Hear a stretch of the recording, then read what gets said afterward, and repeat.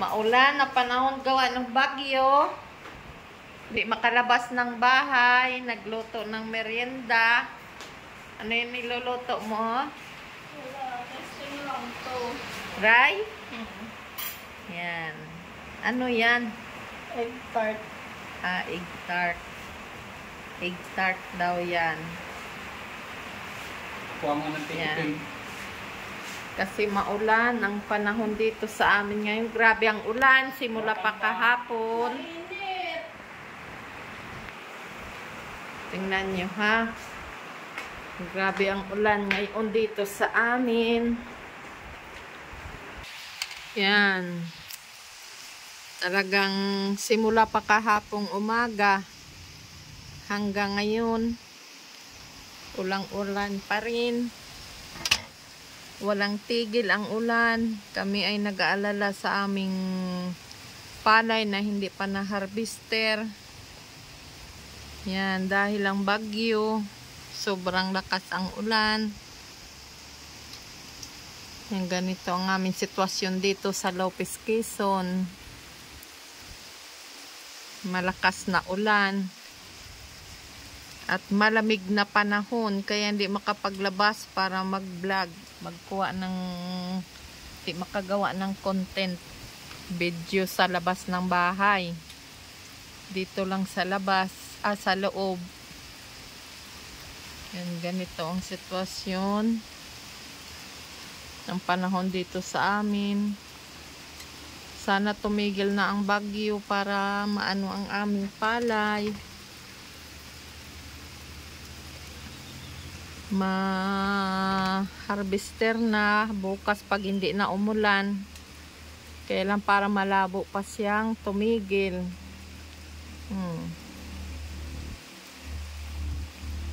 Salamat na lang sa Diyos at hindi malakas ang hangin. Ulan lang ng ulan. Ayan. Ay, ang lamig. Nandito ako sa taas namin. Sa aming bahay. Malakas-lakas din kaunti ang hangin. Yan.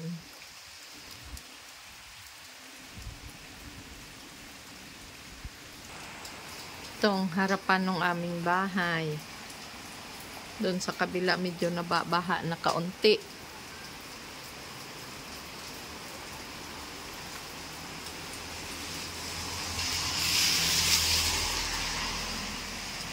Dito ang gilid ng aming bahay. Yan ang harapan ng aming bahay. Highway. Dito ang aming likod. Medyo nababaha ng likod namin sa aming kalawakan. Daming sasakyan na daan dito sa amin. Ang ingay. Yan.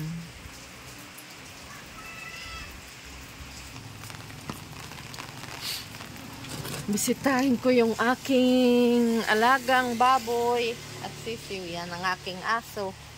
Yung maliit pa noon. Ngayon malaki na. Ay! Kakaano ang ulan. Yan. Ganito ang aming paligid dito.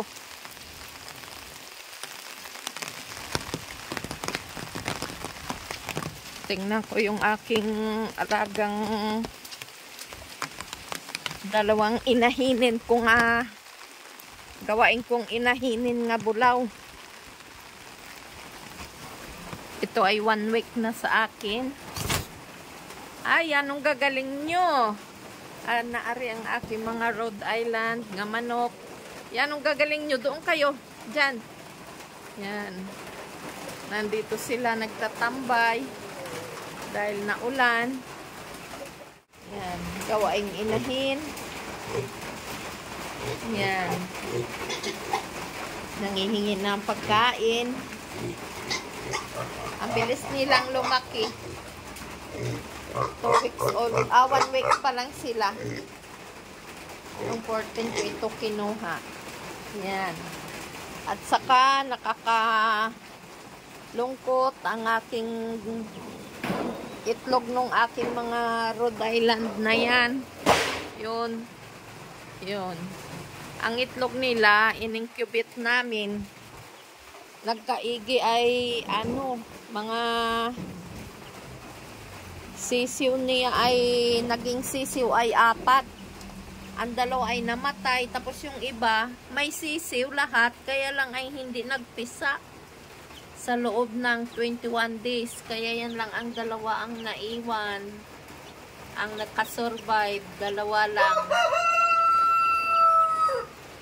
Kaya yan, tinagaan namin, alagaan kasi 2 lang. Hindi lahat nagkaigi, hindi lahat nagsisiw nga napisa ang itlog. Dahil yung ang pagkaano niya, may sisiw siya, kaya lang ay parang masabaw na matubig. Awan ko kung ano ang kulang doon sa amin pag-incubate, kasi nung una, in-incubate nung anak ko, napisa man naman yung mga itlog nga ini-incubate niya. Bakit nung itong huli, hindi nagka-pisa, hindi nagkaigi? Ay, grabe talagang lakas ng ulan dito sa amin. Nag-aalala kami sa aming palay. Wala kaming makain pag yun ay nasira ng bagyo. Yan. Nandiyan, nagtatambay ang aking mga Rhode Island na yan, nga 5. Yan, at saka yung 2 kong bulaw. Ganito na sila. Yan, malapit na. Grabe talaga ang ulan dito sa amin. Yan na naman, bumuhos na naman ang ulan na malakas. Kakatamad maglabas pag ganitong maulan, maputik, madulas.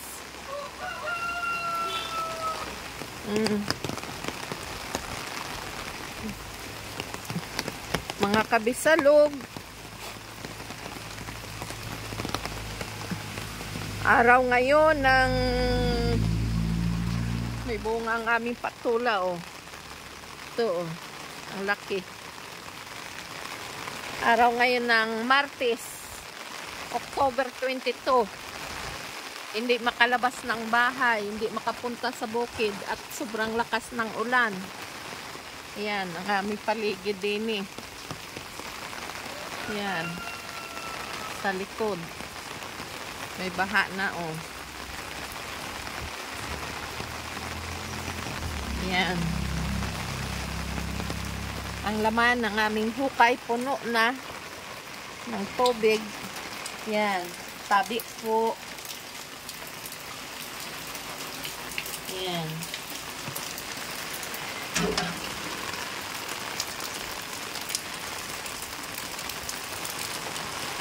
Sobrang kuwan ng ulan, malakas ang ulan. Ang lamig pati ng panahon. Yun, nandoon ang likod. Hanggang dito na lang, mga kabisalog. Ingat po tayo lahat sa bagyo na ito. Bagyong Christine. Ingat tayo lahat. And God bless sa inyong lahat.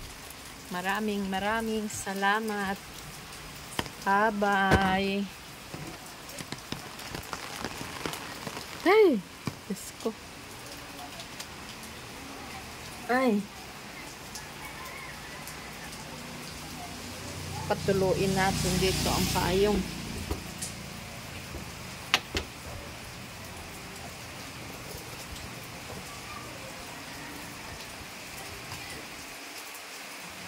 Wala ngayong magawa, kundi ang isip ay magkain ng mainit-init nga pagkain.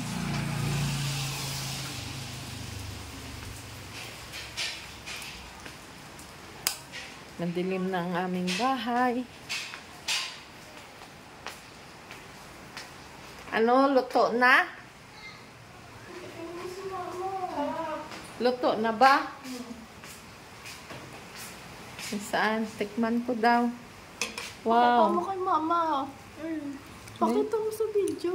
Yan. Masarap. Ano yan? Egg tart? Wow. Sarap. Matigas, hindi lang perfect yung ano. Sarap.